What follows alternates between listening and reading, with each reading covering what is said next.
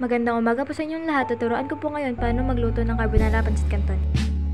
Ang mga sangkap na gagamitin natin ay pancit canton, cheese, at gatas.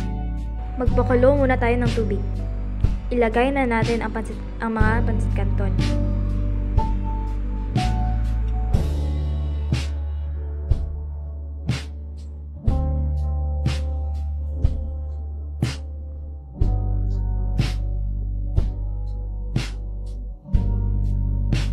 Maggadgad na tayo ng keso. Haluin na natin.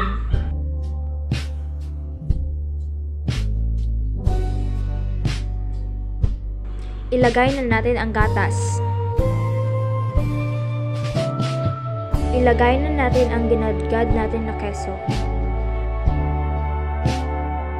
Haluin natin pagkatapos lagyan ng keso. Lagyan na natin ng pampalasa. Lagyan pa natin ng keso sa itaas. Takpan na natin. Ito na po ang kinalabasan ng aming niluto. Maraming salamat po sa inyong panonood. Busog pero hindi malusog.